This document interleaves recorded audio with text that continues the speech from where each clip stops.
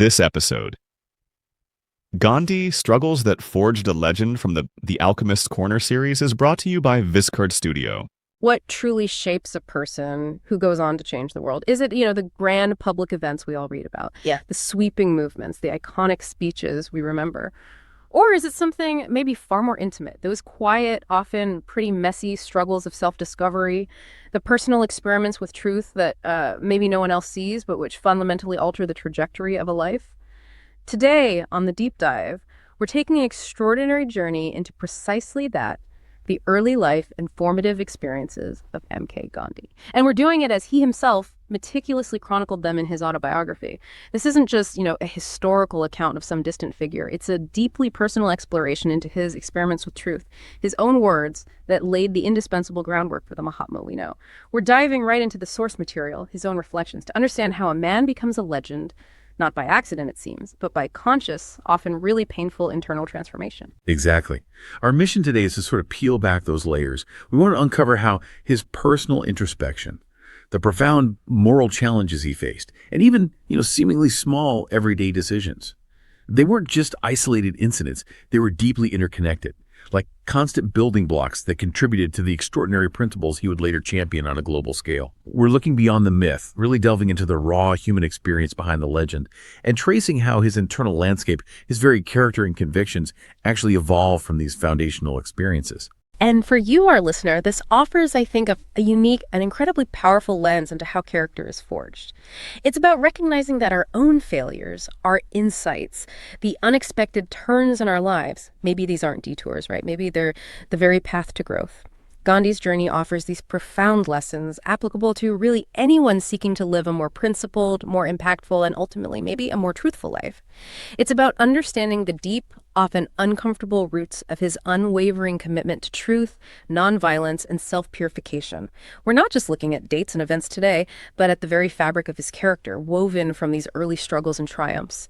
It's a journey into moral dilemmas that defined him long before he ever stepped onto the world stage.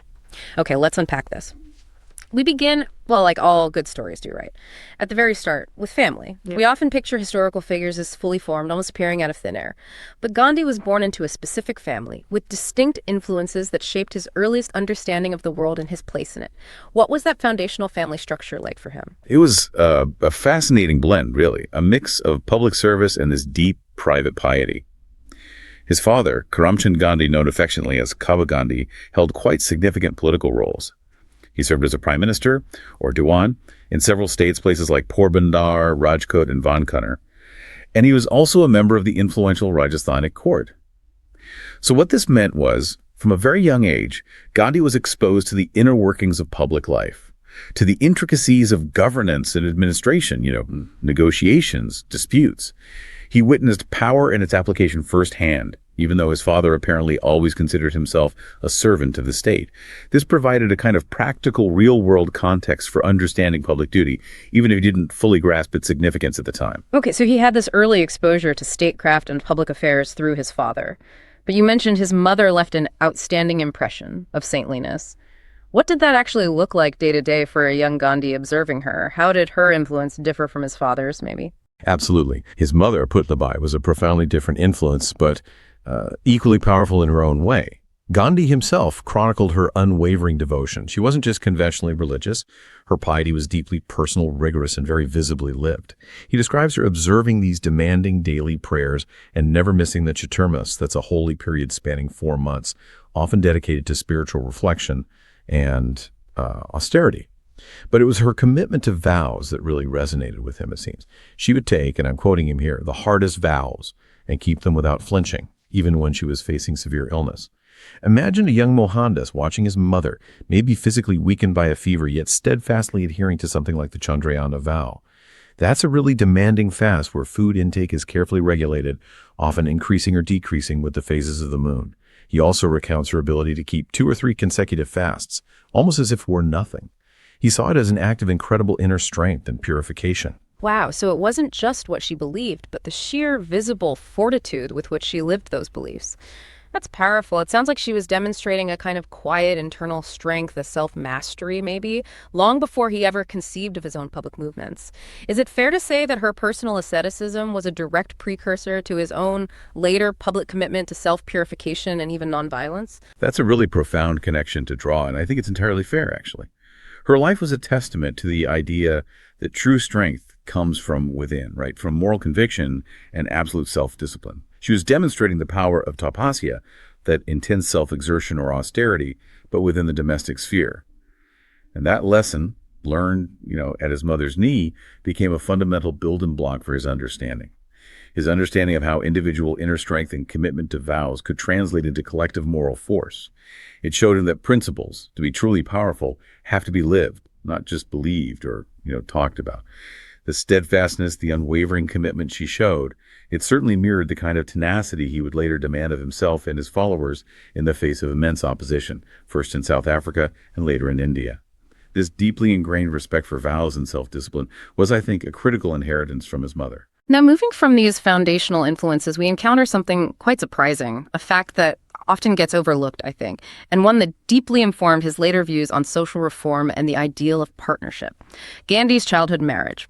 It's such a stark contrast to modern norms, and he shares some incredibly candid details about it, painting a vivid picture of the customs of his time. What were the circumstances surrounding this, pivotal event? Yes, his marriage to Kasturbai was a huge event. Not just for him personally, but for what it revealed about the social customs of the era. He was only 13 years old, which is hard to fathom now. And he notes that he was married at the same time as his second brother and a cousin. The decision, he explicitly states, was purely a question of their own convenience and economy, with, and this is key, no thought of our welfare, much less our wishes. This immediate lack of personal agency in such a monumental life event is striking, and it's something he would later reflect on very critically. He describes the elaborate, costly, and incredibly time-consuming nature of Hindu marriages back then. He says families would often bring themselves to ruin over the preparations months spent on clothes, ornaments, lavish dinners. Apparently, each family trying to outdo the other. He even recounts the women singing themselves hoarse and getting ill from the sheer strain of the festivities. It sounds exhausting. The scale of it sounds almost overwhelming, yeah. An enormous social pressure. What other details from his account really highlight the societal expectations and maybe even the personal costs involved? Well, there's a particularly poignant detail involving his father. Despite suffering severe injuries from a stagecoach accident, while rushing to the wedding, a journey of 120 miles that took 3 days instead of the usual 5, his father felt absolutely compelled to go through with it. The marriage dates, once they were fixed, were apparently simply unchangeable.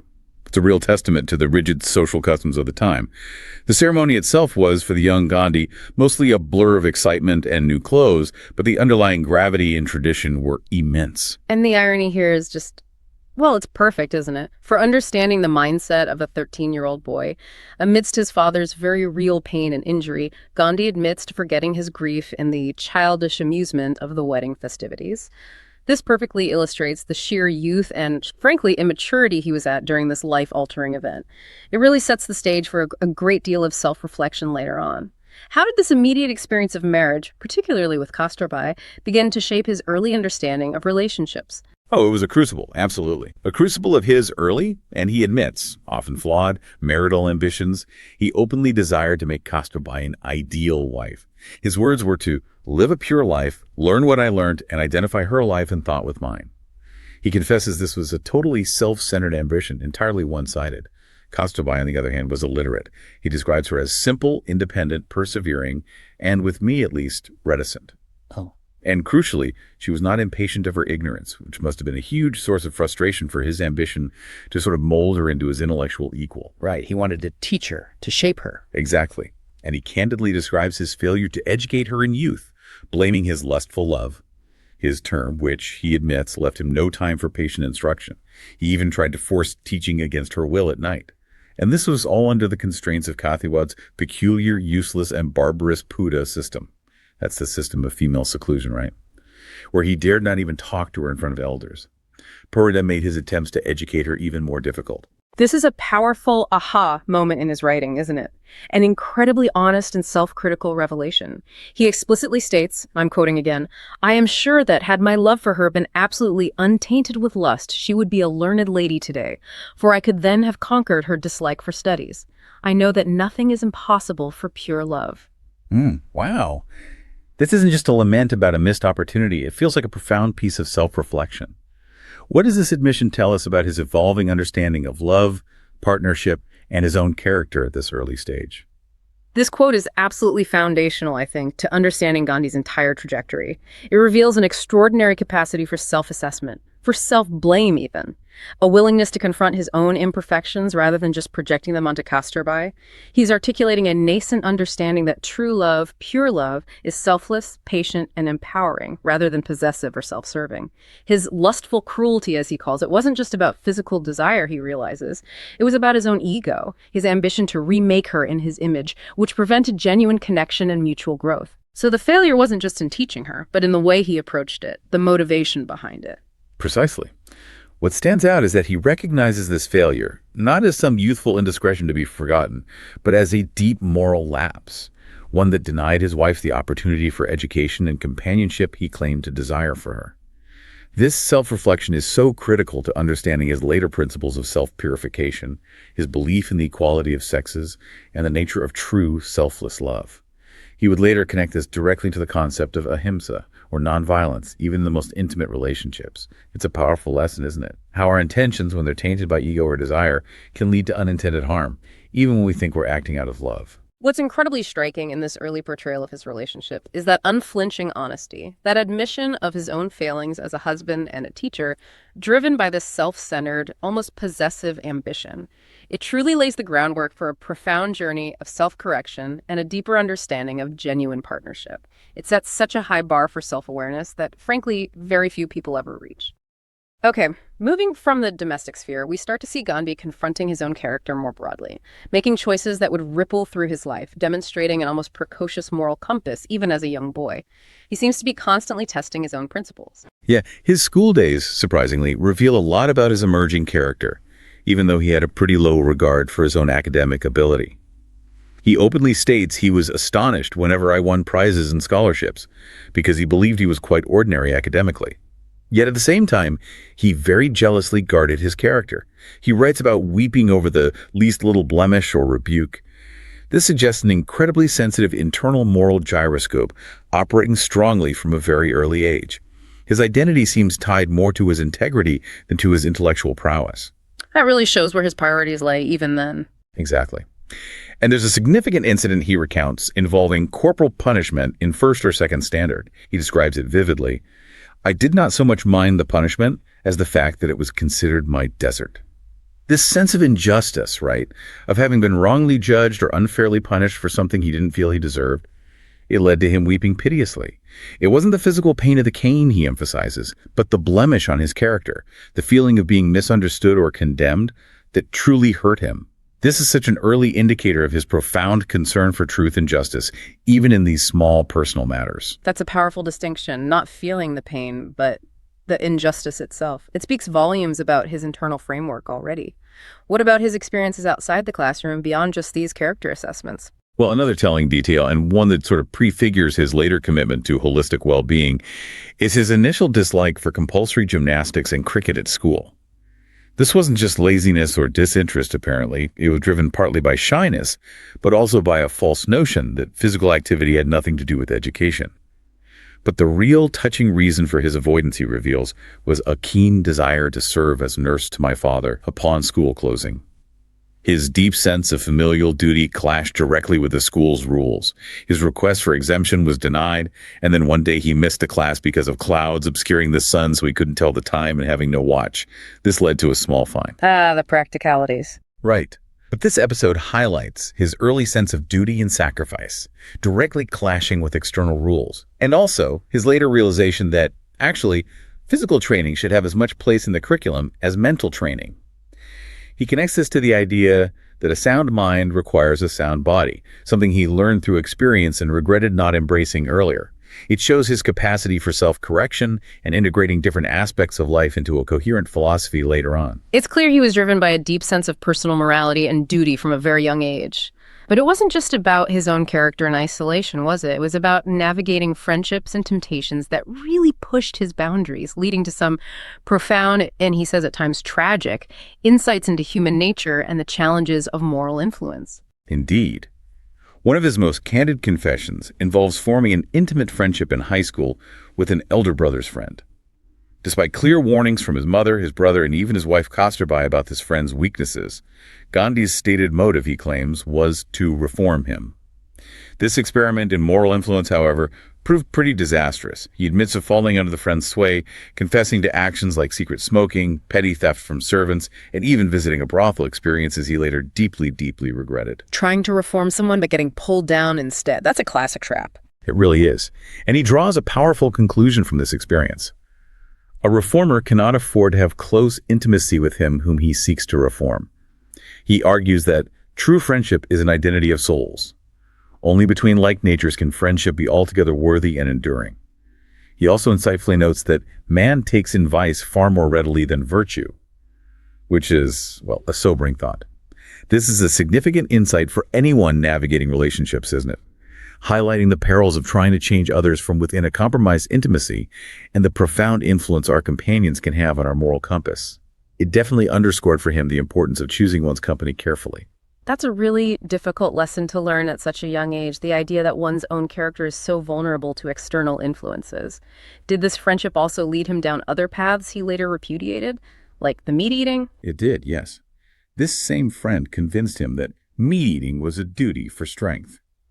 The argument was that it was particularly necessary if Indians were ever to match the physical strength and stature of the British colonizers.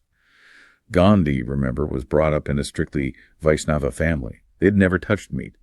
He vividly recalls having a horrible nightmare after one such secret meal, imagining a live goat bleeding inside me. Yet he tried to remind himself that eating meat was a duty. The internal struggle must have been immense. He describes devising pretexts, like having no appetite or bad digestion, to lie to his mother about why he wasn't eating at home. He felt deep compunction and knew his parents would be deeply shocked if they found out. This experiment with meat eating, which lasted only about a year, ultimately ceased, but not out of a change of conviction about its supposed health benefits, rather out of the purity of my desire not to lie to my parents. This demonstrates such an early and unwavering commitment to truthfulness over even perceived physical or nationalistic benefit. It was a clear prioritization of moral integrity for him. And then, the ultimate moral test, it seems. A brush with extreme temptation that left an indelible mark, revealing his deep internal battle between desire and conscience, and his dawning reliance on something beyond just his own willpower. This is a truly raw and vulnerable confession from his autobiography. His friend, the same one who introduced him to smoking and meat eating, actually took him to a brothel. The instructions were given, the bill apparently already paid. Gandhi describes going into the jaws of sin, but God, in his infinite mercy, protected me against myself. He says he was almost struck blind and dumb by the reality of the situation, sat tongue-tied near the woman. She, understandably, naturally lost patience with his silence and inaction and showed me the door with abuses and insults. He felt his manhood had been injured, wishing he could sink into the ground for shame. He later recalls 4 similar incidents where he felt he was saved more by good fortune rather than any effort on my part. That's an incredible admission of human frailty, yet also the profound intervention he attributes to divine mercy. How did he process these experiences later, looking back on them? What did he take away? He classifies these incidents as moral lapses, because in his own rigorous self-judgment, the carnal desire was there and it was as good as the act. He reflects deeply on the mystery of free will versus circumstance versus divine intervention, noting that providence often intercedes and saves him in spite of himself. This really highlights his internal battle, doesn't it? The struggle between desire and his innate moral compass, and an early growing reliance on a higher power rather than solely his own conscious will. It's a powerful insight into his dawning spiritual consciousness, recognizing that even when he felt weakest, something beyond him guided him away from ultimate transgression. This deeply informed his later understanding of spiritual strength and the need for surrender. These profound internal struggles, the challenge to his character, the misguided friendship, the meat-eating experiment, the brothel incident, they clearly led to a crucial turning point in his personal development, revealing these early signs of his unwavering commitment to truth and self-purification. It was a period of intense self-reckoning, it seems, that set the stage for much deeper transformations later. Indeed. The canker of suspicion in his marriage, which he admits was rooted in his early self-centered desires and the possessiveness he exhibited towards Gaustrabai, was only rooted out, he says, when I understood ahimsa in all its bearings. This is such a significant moment, as it's the first mention of ahimsa in this deeply personal internal context. It shows its application before its public manifestation. For him, understanding ahimsa in this domestic sphere meant recognizing that the wife is not the husband's bondslave, but his companion and his helpmate, and an equal partner. He felt loathing of my folly and my lustful cruelty for the way he had tried to dominate Kostabai in those early years. This recognition fundamentally transformed his most intimate relationship, moving him towards respect and equality. And that connects back to his earlier failure to educate her, recognizing his own flawed motivations. Exactly. Then there's another famous incident, a classic tale of childhood mischief and moral awakening. His stealing of a few coppers from a servant's pocket to buy cigarettes. This was followed by a more serious theft of a small piece of gold from his brother's armlet to clear a debt incurred by that same troublesome friend. This second theft, he says, filled him with deep remorse and led to a brief, dramatic consideration of suicide, born out of a want of independence from elders and the weight of his guilt. It highlights his youthful desperation and moral lapse. So he clearly felt the weight of these actions very heavily. But the resolution to these misdeeds, particularly the theft, is often cited as a cornerstone of his early moral development, right? What happened next, and what was its impact on him? The resolution is what truly crystallizes his understanding of truth and repentance. Overwhelmed by guilt from the gold theft, he decided he had to confess. He wrote a full confession on a slip of paper to his ailing father, asking for punishment and pledging never to steal again. He describes trembling as he handed it over, fully expecting, a violent outburst or at least a deep reproach. Instead, his father read it, and tears rolled down his cheeks, which Gandhi described poetically as pearl drops of pure love and forgiveness. His father then tore up the paper, wordlessly absolving him. Wow, that must have been incredibly powerful. Immensely so. This act of forgiveness, given so freely and with such profound love, taught Gandhi, in his words, the value of a clean confession and a pure repentance. He realized that true honesty, no matter how difficult or shaming, could lead not only to purification, but also to stronger, more authentic bonds. It was a deeply cathartic experience for him, solidifying his understanding of truth's transformative power and the healing potential of open, vulnerable honesty. It was a foundational lesson that admitting fault, taking responsibility, and genuinely repenting could cleanse the soul and actually deepen human connection. This is where it gets truly fascinating, I think. That deeply emotional confession to his father and the subsequent cleansing with love and forgiveness reveal a core principle that would define his life. It taught him that true repentance and absolute honesty, no matter how painful or shaming, lead not only to personal purification, but also to stronger, more authentic connections with others. It's such a foundational lesson for his entire philosophy, showing that truthfulness isn't merely an ethical rule, but a powerful force for transformation in all relationships. Okay, so from this crucible of early moral struggle and the domestic sphere in India, we see a young Gandhi making a really pivotal decision to study in England. This journey would expose him to a completely new world, profoundly challenge his understanding of himself, and ultimately serve as a major catalyst for his future path. What prompted this bold move? Well, his journey to England was maybe less about a grand, idealistic vision for global change at that point, and more about, practical ambition and, frankly, escaping some of his current difficulties and perceived lack of prospects in India. A family friend, Mabji Dave, made a highly persuasive argument, apparently. He said that a proper education, specifically law in England, was necessary if Gandhi wanted to succeed to his father's prestigious Diwanship, that prime minister role. Dave argued that a mere BA from an Indian university would only qualify him for a small clerical post, but a barrister trained in England could get the Diwanship for the asking. It's a bit of ambition there, a path to status. Definitely. And Gandhi himself admits his eagerness to escape what he found to be difficult studies in India played a part. But there were significant hurdles he had to overcome first. His elder brother objected initially, particularly to the idea of medicine, because as Vaishnavas they believed they should have nothing to do with dissection. There were also considerable financial challenges, obviously, and immense caste challenges. His brother-in-law, for instance, feared Gandhi would suffer loss of caste for traveling across the Kalapani, the Black Waters or ocean, which was strictly forbidden in their specific Modhvania community. He actually faced excommunication threats from his caste elders. And then there was the sheer difficulty of securing a loan for such an undertaking, which eventually came from his supportive elder brother. So it was a blend of ambition, practicality, maybe a desire to overcome his perceived limitations, all against this backdrop of considerable social and familial resistance. Yet his determination seems to have been quite strong to overcome all those obstacles. Absolutely. Despite these enormous obstacles, his determination was clear. He even had to consciously override his own deep-seated cultural discomforts. He writes that he abhorred wearing a Western-style necktie and a short jacket, which he considered immodest by his traditional Indian upbringing. Yet, he states, this dislike was nothing before the desire to go to England, which was uppermost in me. It was a desire that overrode his personal discomfort and ingrained habits, showcasing his growing resolve to pursue his goals, even when they conflicted with his deeply held cultural norms. This sort of foreshadows his later capacity for self-discipline and adapting to achieve a larger purpose, doesn't it? It really does. So arriving in London, he faced immediate culture shock and profound personal discomfort. He was literally a world away from the familiar rhythms and customs of his home in Kathiawar.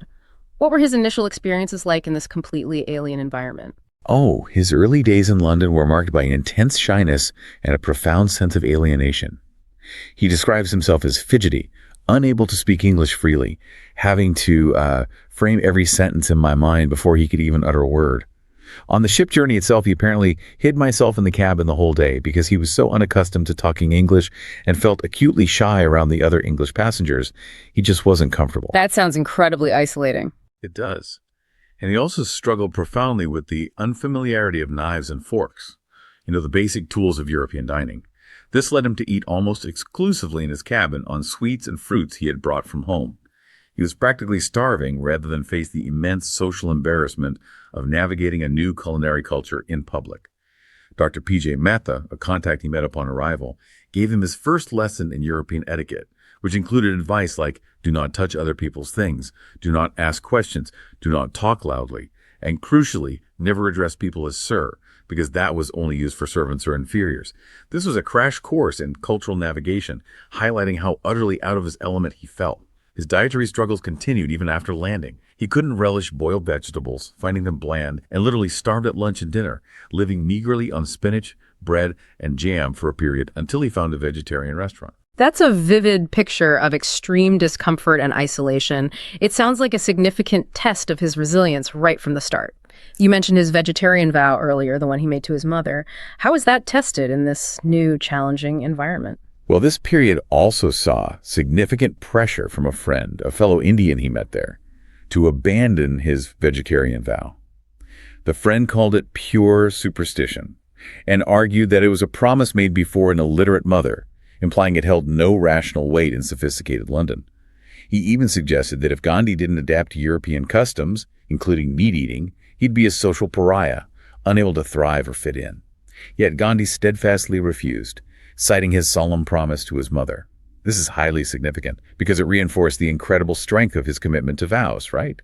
Even when challenged by perceived logic, social pressure, and the very real threat of isolation. It forged a cornerstone for his future moral framework, demonstrating that a promise made was a promise kept, regardless of external circumstances or perceived inconvenience. This period wasn't just about adaptation and survival, though. It was also about intense self-improvement and intellectual exploration. He was truly a seeker, wasn't he? Absorbing knowledge and refining his understanding of the world from every direction, particularly in the realm of dietetics and philosophy. Indeed. His faith in vegetarianism, initially just a vow kept for his mother, deepened considerably through rational inquiry and reading. He devoured works like those by Henry Salt, Howard Williams' The Ethics of Diet, which controversially claimed, apparently, that all great philosophers were vegetarians, and Dr. Anna Kingsford's The Perfect Way in Diet. Initially, health and keeping the vow were the primary motives, but he notes that later on religion became the supreme motive, transforming it into a profound ethical and spiritual commitment. He became an active member of the London Vegetarian Society, even serving on its executive committee for a while. He embraced a broader ethical dimension to his diet that extended beyond just personal health or a promise. And what about integrating into English society? Did he try to adopt the customs? Oh, yes. He describes his earnest, almost comical attempts to become an English gentleman. This involved taking lessons in dancing, French, and elocution. He even bought a violin in an effort to cultivate an ear for Western music. He candidly admits that rhythmic motion was beyond me, and he could not follow the piano and hence found it impossible to keep time in dancing. These efforts, though maybe unsuccessful in making him a dancer or musician, show his deep desire for self-improvement and integration into British society at that point, a willingness to push his own boundaries and try new things, even if they didn't align with his natural aptitude. So he was actively trying to refine himself, both physically and intellectually. How did he fare in his academic pursuits, particularly given his earlier self-assessment of being just an average student? Academically, he definitely faced challenges, particularly with the London matriculation examination, which required compulsory Latin, a subject where he was initially plowed in, meaning he failed. Geometry, which was a new subject for him, also proved difficult at first. But he eventually found its utter simplicity upon reaching Euclid's 13th proposition, leading him to realize that subjects requiring a pure and simple use of one's reasoning powers could not be difficult. This illustrates his tenacity in intellectual pursuits, his willingness to struggle until a concept clicked rather than just giving up. It taught him the value of persistence and the power of logical reasoning. And during this time, did his lifestyle change? You mentioned the English gentleman efforts. Yes. Crucially, during this period, he notes a significant shift in his living arrangements. After initially renting a rather expensive suite of rooms and spending quite a bit on clothes and lessons to appear more gentlemanly and project an image of affluence, he soon realized the folly and the untruthfulness of this extravagance. He consciously simplified his lifestyle, moving to cheaper lodging, cooking some of his own meals, and drastically cutting down expenses. This change saved me half the expense, and more importantly for him, it harmonized my inward and outward life. He felt it was also more in keeping with the means of my family. He concludes, my life was certainly more truthful and my soul knew no bounds of joy. This is such a crucial early step towards austerity, self-reliance, and inner integrity, directly connecting his external choices to a profound sense of internal peace and truthfulness. This pursuit of simplicity became a lifelong principle for him. That's a profound observation. The connection between external simplicity and internal harmony.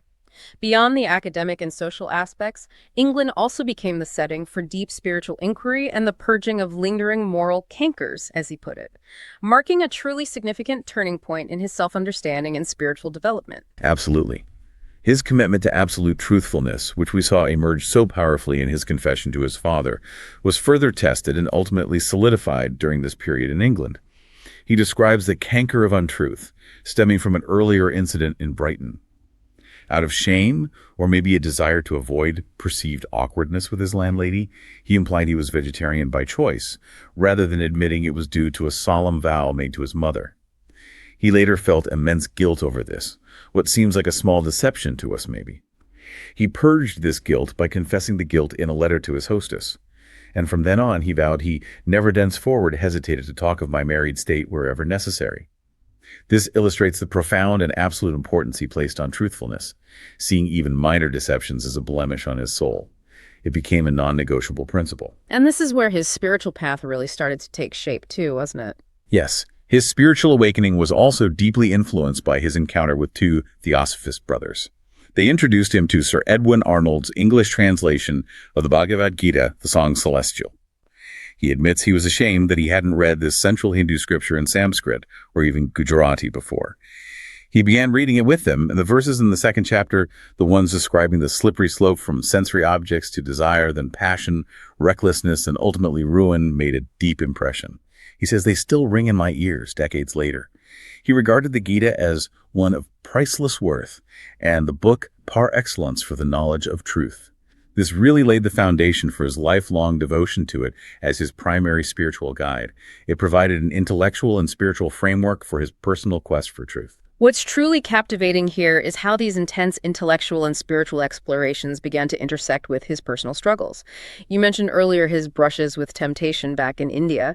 Did this period in England present similar challenges, and how did he navigate them with his evolving spiritual understanding? This is where his spiritual development takes a truly tangible turn, I think.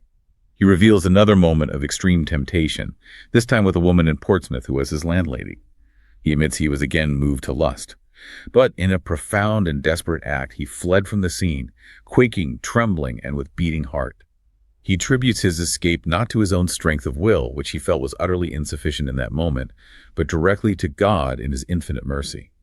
And profoundly, he states that based on such experiences, supplication, worship, prayer are more real than the acts of eating, drinking, sitting, or walking, more real than physical existence itself. Wow, that's a powerful statement. Isn't it? This is a crucial insight into his growing reliance on spiritual strength and divine intervention over purely personal will alone. It demonstrates a nascent form of his later deep reliance on a higher power, on Ramanama, in times of moral trial. He understood that spiritual discipline and devotion could provide a shield against his own human weaknesses. It was a profound internal purification that cemented his belief in the power of prayer and self-surrender to a higher truth. And finally, during this period, he formed a deep, intellectually and spiritually enriching association back in India through correspondence and visits with Rai Chandbai or Rai Chandra. He was a remarkable jeweler, poet, and Chadavatani, someone apparently capable of remembering and performing 100 different things simultaneously. Gandhi was profoundly influenced by Rai Chandbai's wide knowledge of the scriptures, his spotless character, and his burning passion for self-realization. Rai Chandbai became Gandhi's refuge in times of spiritual crisis, a confidant and guide who helped him navigate complex spiritual questions, especially regarding the claims of different religions. Rai Chandbai's ability to be absorbed in godly pursuits in the midst of business struck Gandhi deeply, demonstrating that spiritual life wasn't separate from but could permeate worldly engagement. This was a critical influence in his ongoing spiritual quest. This profound period in England clearly showed him that the pursuit of truth was not just an external affair or solely intellectual, but an intensely internal one, demanding constant vigilance, ruthless self-correction, and a willingness to confront his own imperfections head-on. It was truly the forge of his character, wasn't it? Preparing him, perhaps unknowingly, for the immense challenges that lay just ahead. After his transformative years studying law in England, Gandhi returned to India full of new ideas and perhaps a burgeoning sense of purpose. However, he faced immediate professional challenges that eventually led him, somewhat unexpectedly, to South Africa, a journey that would irrevocably alter his path and set the stage for his emergence as a global leader. What was his initial professional experience like back home in India? Well, his early professional life back in Bombay was, surprisingly, quite difficult and humbling for him. He found the barrister's profession to be much show and little knowledge, as he put it. He felt a crushing sense of my responsibility because he realized he lacked the practical experience needed to actually argue cases. His very first case was, by his own account, a failure due to extreme nervousness. He literally couldn't utter a word in court when it came time to cross-examine a witness. He had to retreat in shame, handing the case back, making him hasten from the court, not knowing whether my client won or lost. This led him to decide, quite emphatically, not to take up any more cases until I had courage enough to conduct them. A decision that he admitted was simply a virtue of necessity, not some noble ambition. It was a painful blow to his confidence as a newly minted barrister from London. That must have been deeply discouraging. Absolutely. And another significant incident further illustrated the clash between his burgeoning ethical principles and the practical realities of the system in India. His elder brother urged him to use a slight acquaintance he had with a local British political agent, someone he knew slightly from his time in England, to try and influence a case involving another brother. Gandhi did not at all like this idea. He believed that if his brother was at fault, his recommendation would be useless anyway, and if his brother was innocent, he should trust the justice system and follow proper channels. He explicitly stated his belief in justice through proper procedure, not through pulling strings or personal influence. His brother retorted quite cynically, "You do not know Kathiawat. Only influence counts here." Gandhi, however, refused to leverage the connection. This principled stand led to him being physically thrown out of the agent's office for his perceived impertinence. Sir Feroze Shah Mehta, a respected legal figure at the time, when consulted on the matter, apparently told Gandhi's friends, "He is still fresh from England and hot-blooded. He does not know British officers." This really highlights Gandhi's early idealism clashing with practical, entrenched realities, and his unwavering commitment to ethical conduct, even when it meant defying family expectations and potentially damaging his prospects. That's a clear demonstration of his early moral courage, isn't it? refusing to compromise his principles for professional gain or even family loyalty. So, given these professional setbacks and these clashes with local customs, how did he end up making the move to South Africa? Well, it was an opportunity, ironically, born out of these very difficulties. An Indian firm based in South Africa, Data Abdullah & Co., needed legal assistance for a complex, high-stakes lawsuit with a relative. Gandhi, despite his lack of courtroom success in India, was seen as a suitable candidate. Why? Because of his British legal qualifications, and crucially, his command of English, which would be essential for navigating the legal documents and potentially mediating.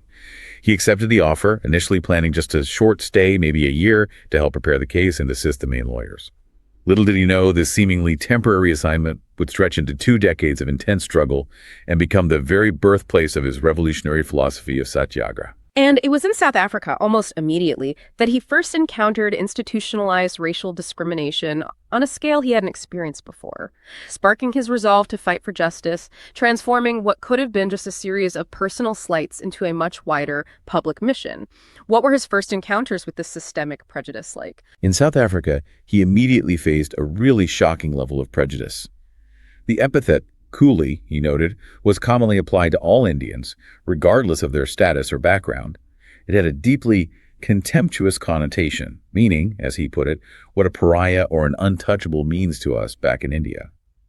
This immediately stripped him of his dignity as a British-trained barrister, reducing him to a racial category. He recounts discriminatory rules about turbans in court. Apparently, Muslim costume, including turbans, was sometimes allowed, but other Indians were often required to remove their turbans.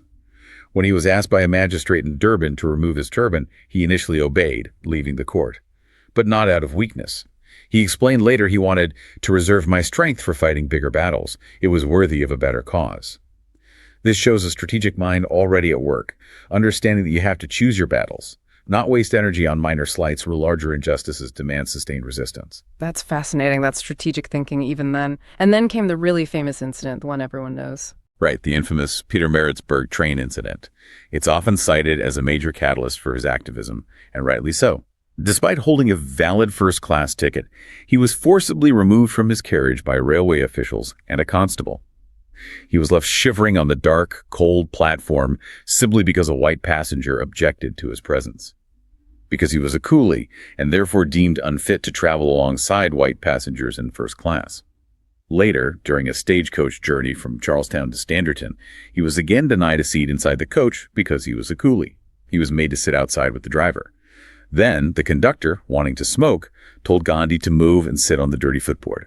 When Gandhi refused, the conductor violently assaulted him, beating him until other passengers intervened. These weren't just isolated incidents then, but a consistent, brutal pattern of dehumanization. How did he react internally to these repeated humiliations? What was the moment when personal insult truly ignited that wider resolve you mentioned? His profound internal reaction to these injustices is absolutely crucial to understanding the genesis of Satyagraha. He describes his initial response to the stagecoach assault as simply, "I pocketed the insult." He chose not to escalate physically. But the night spent on the cold Pietermaritzburg platform after being thrown off the train was the real turning point. He spent the night wrestling with the decision. Should he return to India immediately, swallowing the humiliation and abandoning his work? Or should he stay and fight the injustice, not just for himself, but for all Indians facing similar treatment? It was a moment of profound introspection in the freezing cold.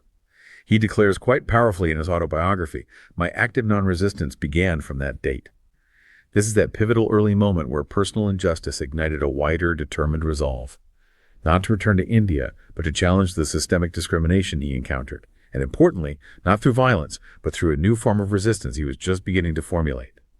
He decided, this is my country too, in a sense. I will not be cowed down. So these deeply personal experiences of discrimination quickly broadened into a deep commitment to community service and organizing. He realized, didn't he, that he couldn't just fight for himself. He had to fight for his people, for the community. Precisely. His first public speech, delivered shortly after arriving in Pretoria, wasn't about politics in the grand sense initially. It was about challenging the common merchant's notion that truth was not possible in business. This early articulation of truth's universality, even in commerce, was a bold statement that laid the ethical groundwork for his later public life. He urged the Indian merchants toward greater honesty and unity. He then spearheaded the formation of the Natal Indian Congress in 1894.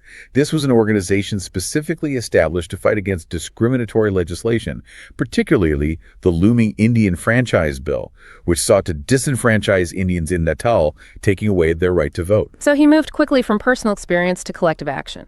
Very quickly. And a particularly atrocious injustice he focused the Congress's efforts on was the 3-pound poll tax imposed on formerly indentured laborers who chose to remain in Natal as free Indians.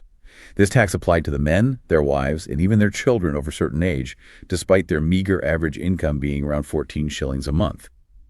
This effectively plunged entire families into perpetual debt or forced them back into indenture or repatriation. The Natal Indian Congress launched a fierce campaign against this tax, collecting signatures, lobbying, though it took many years to finally abolish it. And remember his earlier strategic decision to remove his turban in the Durban Supreme Court. He explained it was worthy of a better cause, meaning he knew when to choose his battles and not expend energy on minor slights when these larger injustices like the franchise bill or the 3-pound tax demanded sustained, focused resistance. This focus on strategy, on choosing his battles wisely, hints at a developing understanding of how to make principles practical in the real world. What key lesson did he draw from these early public campaigns regarding the relationship between truth and action? This leads us to a really key lesson that he articulates beautifully later on. He says, "The very insistence on truth has taught me to appreciate the beauty of compromise." Now, he clarifies this isn't about compromising on fundamental principles or moral truths.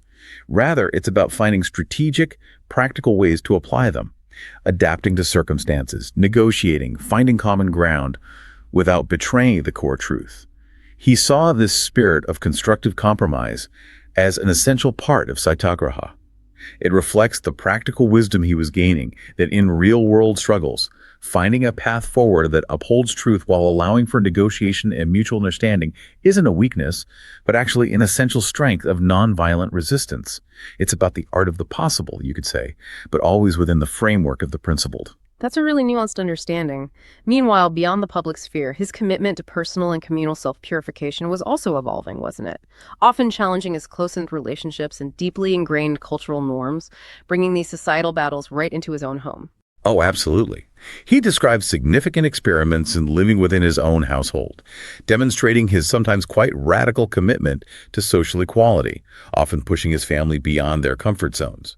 His willingness to accept diverse individuals, including a Christian clerk who came from Panchama parents, what we would now call Dalit, historically considered untouchables as members of his extended household, led to intense unpleasantness with my wife. The flashpoint. Cleaning shaver pots. Kasturbai initially refused, her eyes red with anger and pearl drops streaming down her cheeks, finding it absolutely the limit to clean pots used by someone who had been born a Panchama. This was deeply ingrained prejudice clashing head-on with Gandhi's evolving ideals. That's an incredibly intimate and difficult domestic scene to imagine. How did Gandhi navigate this profound clash between his evolving ideals and his wife's traditional beliefs and feelings? Well, Gandhi describes himself quite starkly as having been a cruelly kind husband in these situations. He saw himself as her teacher and acknowledged that he sometimes harassed her out of my blind love for her, essentially forcing her to confront her prejudices through sheer insistence. However, he also deeply praises Kasturbai's matchless powers of endurance and admits, quite humorously, that she has always been the victor in these silent struggles.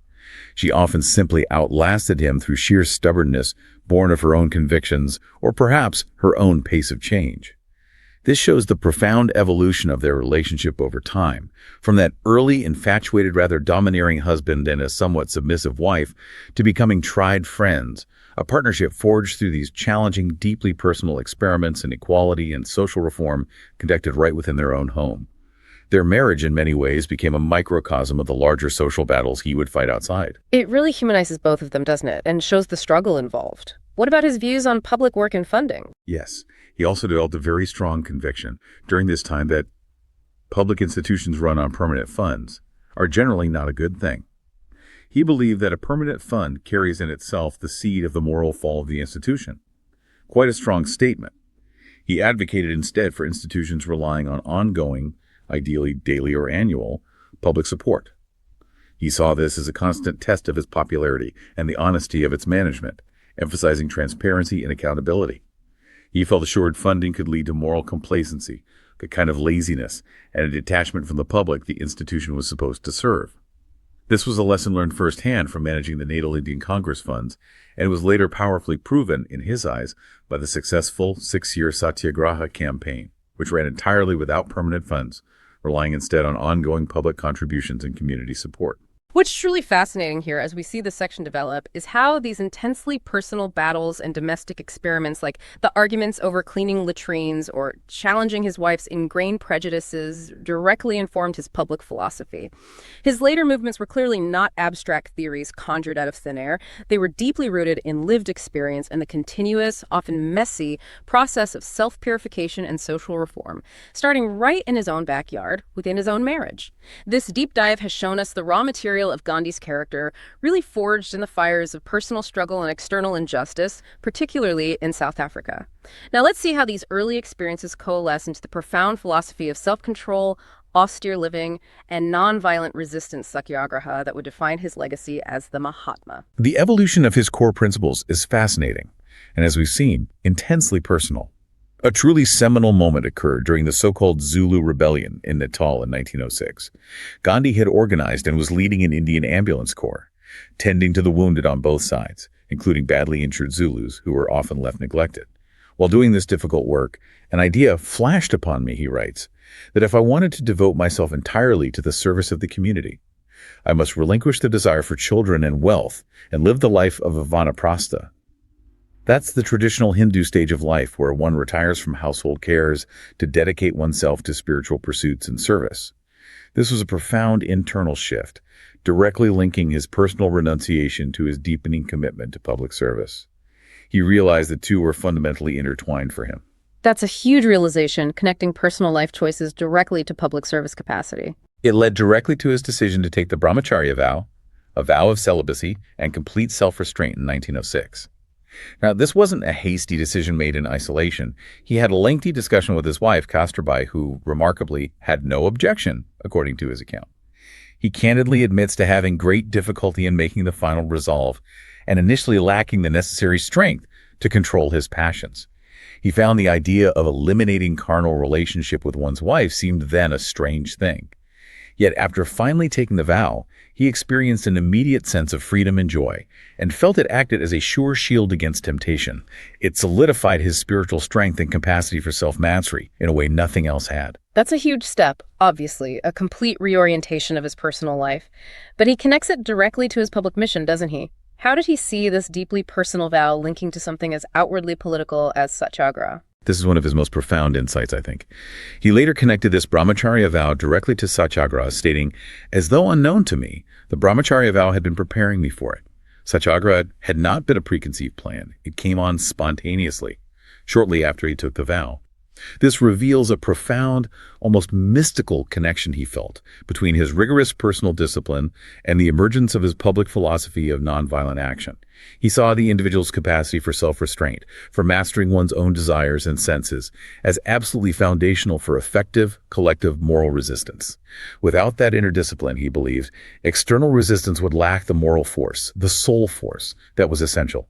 For him, Satyagraha wasn't just a political strategy. It was fundamentally a spiritual discipline applied to political ends, requiring immense self-purification from its practitioners. So personal transformation was the bedrock for political transformation. Absolutely. And his famous dietetic experiments also became deeply intertwined with brahmacharya during this period. He meticulously observed the effects of different foods on his passions and his ability to maintain self-control. He advocated for limited, simple, spiceless, and if possible, uncooked food, with fresh fruit and nuts being seen as ideal. He found, through rigorous self-observation over many years, that he gained greater immunity from passion on this kind of simple diet. He explicitly noted that he found a milk diet makes the brahmacharya vow difficult to observe, believing it stimulated passions. This shows his meticulous, almost scientific approach to self-discipline and self-purification, viewing the body as an instrument that needed to be finely tuned for spiritual and moral work. Control the palate, control the self. And this extended beyond diet, didn't it, into other areas of self-reliance? Yes, beyond diet, his commitment to self-reliance manifested in seemingly small, everyday acts that were deeply symbolic for him. He started washing his own shirt collars, enduring ridicule from friends for his clumsy first attempts at laundry. Apparently, the starching was a disaster at first. He also famously recounts cutting his own hair quite badly after a white barber in Pretoria contemptuously refused him service simply because he was Indian. These weren't just about saving money, though that was part of it. They were about shedding dependence on others, rejecting the social hierarchy that deemed certain tasks low or beneath him, and cultivating personal mastery and self-respect through manual labor. They were practical applications of his evolving philosophy of Swadeshi, or self-sufficiency, but applied right down to the personal level, taking responsibility for one's own needs. It's clear that his dedication to service was not just theoretical, but found these new, practical outlets all the time. His methods of working with people, whether in crisis situations or in building new communities, continued to be tested, showing the practical application of his evolving philosophy in action. Indeed. The outbreak of bubonic plague in the segregated Indian location near Johannesburg provided a severe test of his fearlessness and his leadership. He responded without hesitation, fearlessly organizing help for the sick, personally tending to the afflicted in a makeshift hospital, and working with the authorities to contain the outbreak.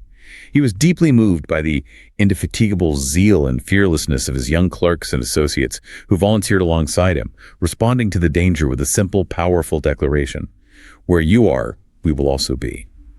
This demonstrates the infectious nature of his selflessness and the profound loyalty and courage it inspired in those around him, forging a real community of service in the face of death. That's incredible bravery from everyone involved. And this led to more structured community building too, right? Like Phoenix? Exactly. His founding of the Phoenix settlement near Durban in 1904 was another crucial development. This was directly inspired by reading John Ruskin's influential book, Unto This Last, which he said brought about an instantaneous and practical transformation in his life.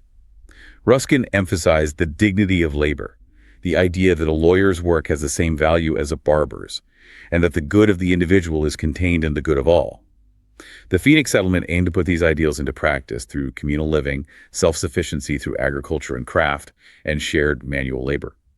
It also became the new home for his newspaper, Indian Opinion, which he saw as a mirror of part of my life, a crucial tool for training in self-restraint, especially in avoiding angry or untruthful writing, and a medium for expounding the principles and practice of Satyagraha to the wider Indian community. Phoenix became a living laboratory for his ideals. And his ideas about funding these projects remained consistent. Yes, he reiterated and reinforced his decision not to run public institutions on permanent funds, a conviction he held very deeply. This principle was powerfully affirmed, in his view, during the demanding 6-year Satyagraha campaign in South Africa, which involved thousands of people facing imprisonment and economic hardship. He believed that the subscriptions that an institution annually receives are a test of its popularity and the honesty of its management. It emphasized transparency, accountability, and a continuous connection to public support. He felt assured funding could lead to moral complacency and a dangerous detachment from the very people the institution was meant to serve. This shows that intimate link again between his personal ethical ideals and his vision for sustainable, responsible public work. After 2 decades of intense struggle and profound self-discovery in South Africa, Gandhi eventually returned to India in 1915. It's fascinating how he immediately plunged into national service, but applying the hard-won lessons from South Africa to the immense and complex challenges of his homeland, demonstrating his unique, hands-on approach to leadership from the get-go. His observations at the 1901 Calcutta Congress, during an earlier brief visit back to India while still based in South Africa, were really eye-opening and deeply disturbing to him. He noted the pervasive disorganization, the clashing and often ineffective volunteers who seemed more interested in ordering people around than serving. And perhaps most painfully for him, he observed a disturbing untouchability practiced even among the delegates themselves, evidenced by things like the segregated Tamilian kitchen. In a powerful, silent protest, a living demonstration of his principles, he asked for a broom and personally cleaned the filthy latrines used by delegates, despite the volunteers' outright refusal, them stating dismissively, "That is not our work, it is the scavenger's work." He believed that no task was beneath him, and that true service began with the most humble and often despised labor.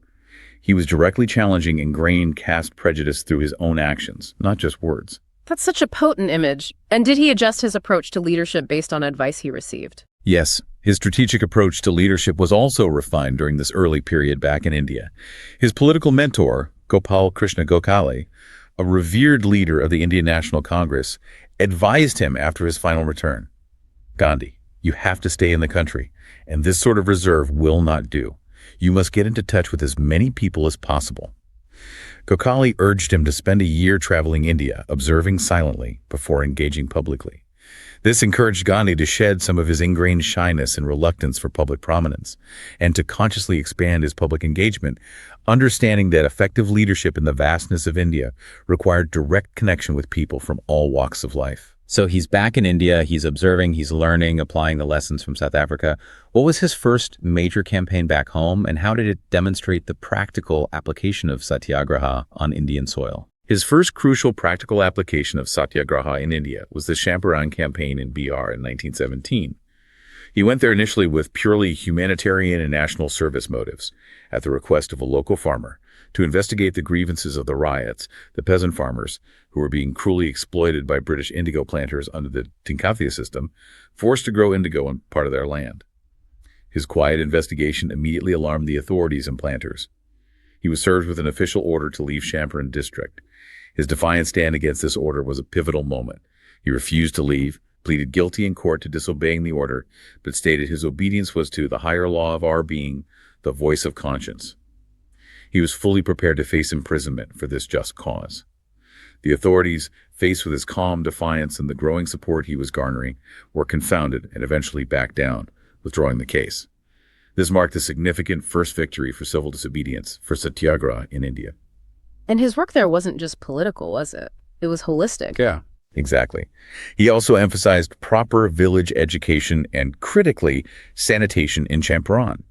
He brought in volunteers, including doctors like Dr. Dev, who went village to village, not just treating ailments, but personally cleaning villages, digging latrines, teaching basic hygiene, even shaming people into participating by their example. This illustrates his practical, grassroots approach to reform that didn't just fight political injustice, but also aimed to uplift communities from within, addressing social evils alongside economic exploitation. This commitment to social justice and practical reform extended to the founding of his ashram too, didn't it? Yes. The founding of the Sabarmati Ashram near Ahmedabad in 1915 was key. It was strategically chosen, he noted wryly, partly because it was near a jail, as jail-going was understood to be the normal lot of Satyagrahis. An immediate and severe challenge arose within the ashram community itself, accepting an untouchable family, Dudapai, his wife Danaben, and their young daughter Lakshmi as full members. This led to fierce opposition from some financial backers and even from within the ashram, particularly over the issue of sharing the communal well water. Gandhi's instruction to Dudapai and their supporters was simple but profound: put up with the abuse and continue drawing water at any cost. This steadfast, non-retaliatory non-resistance eventually shamed the main objector into silence and acceptance. It was a powerful act of Satyagraha in microcosm, fighting deep-seated prejudice with unwavering moral courage and non-violent persistence right within his own community. And finally, the Khadi movement, which became so symbolic. How did that begin? Finally, yes, we see the genesis of the Khadi movement. It began with his long quest for the traditional Indian spinning wheel, the charkha, which had largely fallen out of use. He eventually found weavers and spinners in Vijaypur in Gujarat. His vision for Khadi, hand-spun and hand-woven cloth, was not just about clothing. It was deeply connected to economics and self-reliance. His aim was to provide work to the semi-starved, semi-employed women and men of India, offering a supplementary income, and ultimately to clothe the entire nation in self-produced cloth, breaking dependence on foreign mills. He saw Swadeshi, the principle of using locally made goods, as central to achieving Swaraj, or self-rule. He even found personally that the rhythmic hum of the spinning wheel had no small share in restoring me to my health during a period of illness, attributing a psychological benefit to the simple, repetitive manual work. Khadi became a powerful symbol of self-reliance, discipline, and economic empowerment, a tangible link between the individual's daily labor and the larger struggle for national liberation. This section powerfully demonstrates how Gandhi's deep personal values, truth, self-reliance, moral courage, nonviolence, and unwavering commitment to justice blossomed into these large-scale transformative movements. Every principle seems rooted in lived experience, in empathy, and in a profound understanding of human nature, making his activism incredibly resonant and effective, didn't it? What an incredible deep dive that was into the making of a Mahatma. We've journeyed through Gandhi's life from, well, a shy, self-critical youth wrestling with deeply personal temptations and societal expectations, all the way to a principled leader laying the groundwork for India's independence. And all through this series of relentless experiments with truth, as he called them. Indeed. What truly stands out, I think, is how consistently and unflinchingly he used introspection and rigorous self-correction as his primary tools for growth. It's quite remarkable. From recognizing his own lustful cruelty, his words, in his early marriage, to internalizing his mother's saintliness as a kind of blueprint for keeping vows, to learning the beauty of compromise as an essential part of Satyagraha and the profound cleansing power of a clean confession. Every experience, every mistake, every challenge became a vital building block for his evolving philosophy. His remarkable ability to connect seemingly disparate issues like, cleaning latrines in a Congress camp or choosing a specific diet to the grander vision of Swaraj and the Ahimsa is truly remarkable. He really saw life as a seamless whole, didn't he? Where personal integrity was absolutely indivisible from public action. It makes you wonder, doesn't it, how many of our own daily struggles are seemingly small decisions or quiet commitments to personal integrity or maybe to overcoming our own flaws. How much are they actually shaping the larger person we are becoming and the impact, however humble, will ultimately have on the world around us? It's a powerful reminder that our inner landscape really is the true foundation of our outer world. Absolutely. And his concluding thoughts in this autobiography powerfully reinforce that very connection. He states, and I'm quoting him again, "My uniform experience has convinced me that there is no other God than truth." End of quote. And he adds, and if every page of these chapters does not proclaim to the reader that the only means for the realization of truth is ahimsa, I shall deem all my labor in writing these chapters to have been in vain. He goes on to say he is convinced that a perfect vision of truth can only follow a complete realization of ahimsa. It's such a profound assertion, isn't it? That personal purity and nonviolence aren't just abstract ideals, but they are the practical, indispensable pathways to a profound understanding of reality and ultimately a fully realized life. Truth and nonviolence as two sides of the same coin. So what does this all mean for you listening today as you go about your day, contemplating your own path? Perhaps it's a powerful reminder that our personal purification, our commitment to truth in the smallest acts, aren't separate from, but are absolutely integral to, any larger mission we might undertake in the world. Even more provocatively, perhaps, Gandhi, a deeply spiritual man, famously declared, "Those who say that religion has nothing to do with politics do not know what religion means." A powerful thought indeed. It really invites us to consider how deeply intertwined our inner lives and our ethical commitments are with our public actions and the pursuit of a better, more just world. It encourages us to look inward first for the strength, the clarity, and the moral fortitude needed to engage with the world's complex challenges, rather than just seeking external solutions or blaming external factors. It challenges us, I think, to see our personal moral compass as the very foundation of any truly impactful and transformative public service or action. A profound thought to leave you with, one that resonates far beyond the pages of an autobiography, inviting a continuous journey of self-discovery, truth-seeking, and maybe a reevaluation of how we live our own lives, both inwardly and outwardly. We hope this deep dive has offered you not just knowledge, but perhaps a new perspective on the enduring power of personal transformation.